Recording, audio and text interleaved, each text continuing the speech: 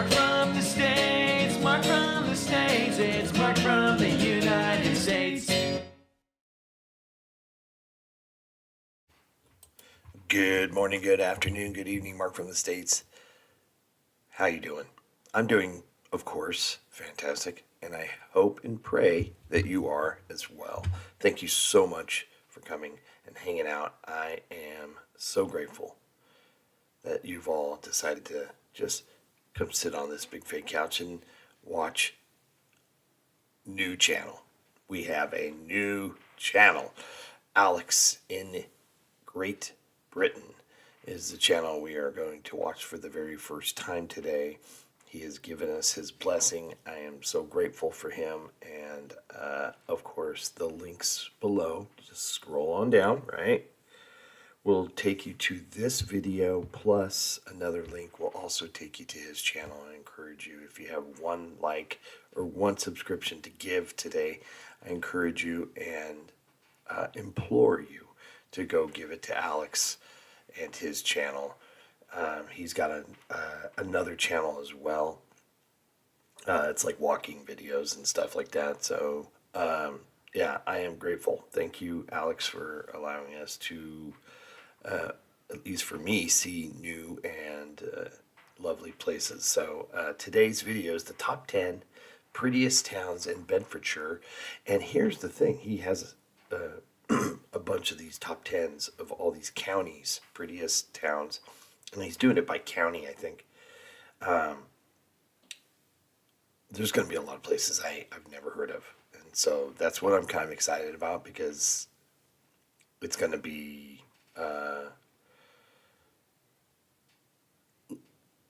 learning. I'm going to be learning, hearing places. There, hopefully, I'll be able to see some places that I have heard of or have seen in previous videos. So please come sit with me on this big fake couch today. It is prettiest towns in Bedfordshire, and please go give Alex some love over on his channel. It's real important here to support the original content creator. And let's go. A bit north of London, separated by just a short drive or train ride, is the county of Bedfordshire. And this little county in the commuter heartland is full of surprises. In fact, some of the prettiest towns you might have never heard of are hiding away here. But what are its prettiest? To establish this, I visited them all personally, and my conclusions are presented to you in this top 10 list. Just to add that villages are not included here, as there are just too many of them, and besides they distract from my goal of championing the market town. This also means I've had to exclude settlements with seemingly ambiguous village or town status like Woburn and Arlesey. But with that out of the way, let's get straight to it. Number 10. We start off with a town with one of the most unusual layouts in not only Bedfordshire, but the whole country. It is Stotfold.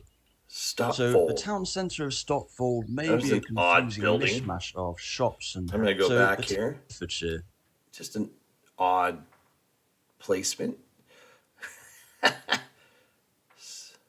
the whole country, it is Stotfold. Stotfold. So the town centre of Stotfold may be a confusing mishmash of shops and houses intertwined together, making it resemble more of a suburb than a town in its own right. But there are some particular highlights. Firstly, the Church of St Mary the Virgin dates all the way back to the 12th century and features a nave of around the same age. And then there's Stotfold Watermill, a late Georgian rebuilding of an earlier mill powered by the River Ampthill. This, along with the surrounding nature reserve, provides some rather tranquil views. Number 9. Now another town with a somewhat disjointed feel, in this case right on the border with the county town of Bedford, Kempston. With scatterings of shops interspersed with residential buildings, it can be difficult to tell where the town centre starts and ends. Nevertheless, there are some buildings that are quite pleasing to the eye. These include the King William IV pub, which dates from circa 1600, incidentally making it a good deal older than even William himself. There's also an imposing former 19th century barracks named The Keep, and a much less imposing series of 19th century almshouses, not to mention the Grade 1 listed Church of All Saints, although being situated just outside the town's official boundaries, getting to the church on time presents its own challenge. David Bowie. Before we get to number 8, some of those buildings were pretty awesome. Of course, the pub looked quintessential, and the barracks building looked pretty awesome. The keep, or had that look. Yeah, digging it. This is a fun video so far. Please, again, go support him. He's done a bunch of other counties. He's gone through a whole list, so we're going to go through them. And this is a good way for me to learn. Of course, this video has been requested. That's how I was clued on to Alex, and I think this is really going to be informative for me to give me a lot of like introductions to places that I didn't know existed. Number 8. Now to what's claimed to be Bedfordshire's most important Roman settlement, and a town with a particularly quirky name, and more so still considering it's about 70 miles away from the nearest beach, the town of Sandy. This I was all getting ready to try to pronounce this. Sandy. I think I can get that one. So far, I've been able to pronounce the names fairly simple. Sandy, yeah. This is one that many commuters will be familiar with, at least by name, as it is situated on the East Coast Main Line, whose southern terminus is King's Cross. It's also home to the Sandy Show, an annual horticultural event which, at its peak in the 1920s, was described as the greatest one-day show in England. Number 7. And speaking of old Roman settlements, here's another. Situated right on the intersection between Watling Street and the Icknield Way is a former Roman posting station known as Durocco Brevis, or as we know it today, Dunstable. Dunstable, okay. Aside from its Roman past, Dunstable was also the place where Henry VIII annulled his marriage to Catherine of Aragon in a priory, which was later destroyed by, well, Henry VIII. The town of today remains true to its origins as a literal crossroads and with some pleasant architecture, typically of 19th century frontage along the way. Number 6. Now, when it comes... Before we get to number 6, that was in Dunstable. Yeah. So far, none of these names. Sandy's somewhat familiar. Can't say, though. It just may be playing a trick on me here. But so far, Bedfordshire, I don't know if I've done any videos. We're going to find out. We still got 6 more to go here. But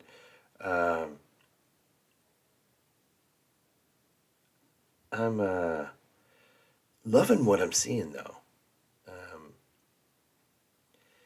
Henry, that was funny what he said about Henry VIII, for sure. They're all different, though. That's what I was going to say. Is they're different. You would think a lot of towns maybe would have like a similar vibe, and maybe these do, with a more in-depth look. We're briefly going over the top 10 list here. But just in this initial look, they all have their own kind of charm and character, so from what I can see briefly. Granted, very briefly here. When it comes to big towns in the UK, it's often the case that their growth has come at a cost Swan aesthetically. Hotel. Yes. This is only partially true for the next entry, but not enough to deny its spot on this list. I'm speaking, of course, about the county town, Bedford. Being a riverside town through and through, Bedford boasts some stunning views across the River Great Ouse, punctuated by the spire of the Grade 1 listed St Paul's Church. In fact, this medieval church can be seen from several vantage points around the town, whilst the square outside features a statue of prison reformer John Howard in typical 18th century garb. Meanwhile, a statue of local author John Bunyan of the Pilgrim's Progress fame overlooks a busy Pelican Crossing. However, a few modern additions to the skyline leave you wondering what might have been had the council just said no to the brutalists. So Bedford, okay, so that's the county town. That's a fine line that these towns, I'm sure, have to juggle, keeping their charm of their history and look and feel with modernizing, moving forward, growing, to be able to survive. Tourism, I imagine, if they don't have an industry that they can call their own and that they've been cultivating for centuries, is probably a big part of a lot of things, a lot of decisions. So, which is common throughout the world. Tourism brings in a lot of money. So if you don't already have a built-in place industry that you can hang your hat on, tourism is a lucrative way to maintain. Number 5.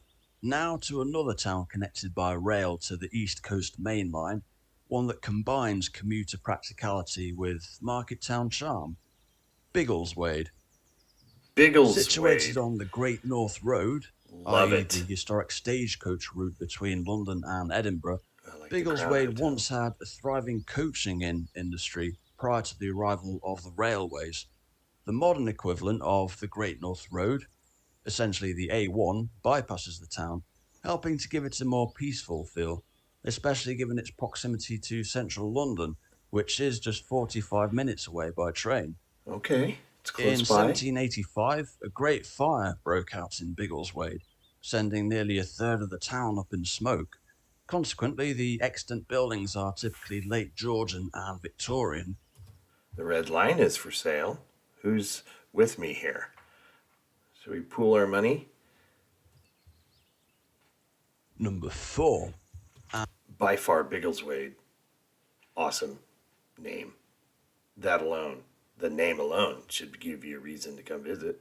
And now to the smallest town on this list. Just up the road from Biggleswade is the town of Potton. And it's not... Thought he was going to say Littleswade. Badoonch. Thank you. Potton.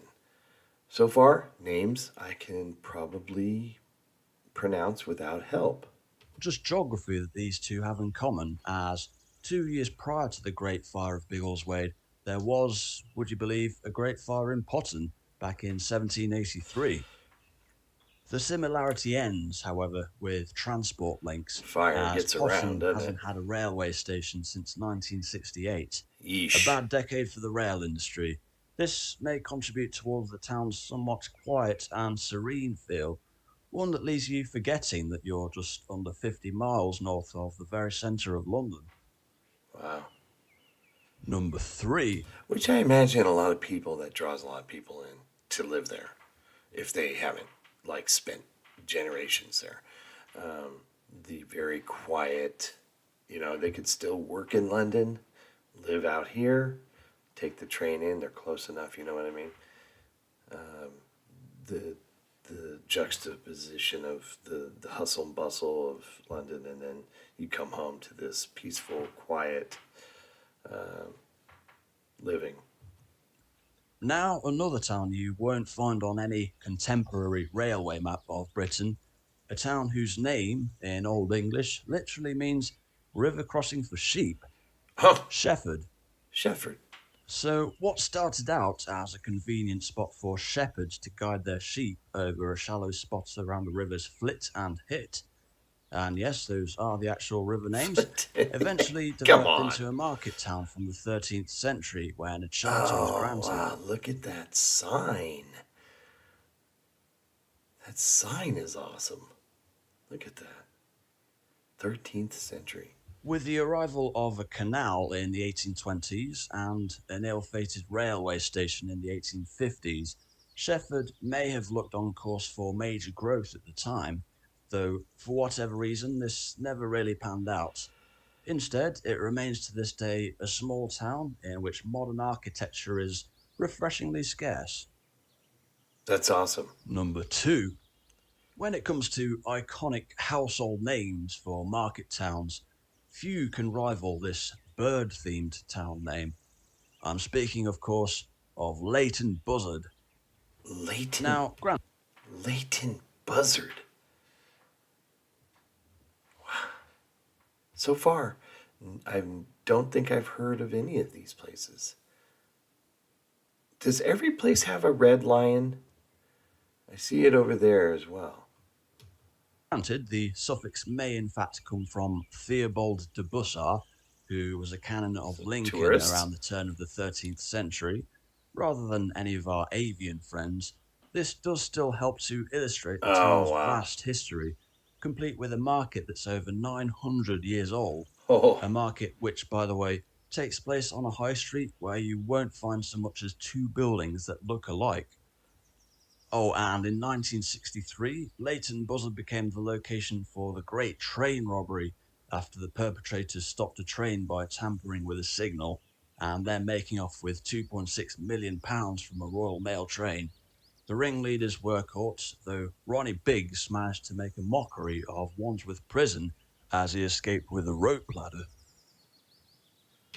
Before we get into number 1, Leighton Buzzard. I don't know, Biggleswade is pretty awesome. But Leighton Buzzard is very interesting. What the White Hart, that's the second time I've seen that as well.